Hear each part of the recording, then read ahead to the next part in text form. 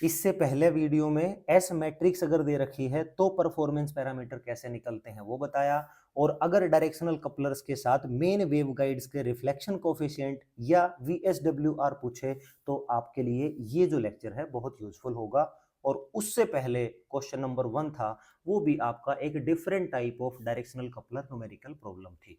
तो मैंने कोशिश की है डायरेक्शनल कपलर को पूरा डिटेल में आपको समझाने की। इसी के साथ नेक्स्ट वीडियो में हम एक नया टॉपिक स्टार्ट करेंगे।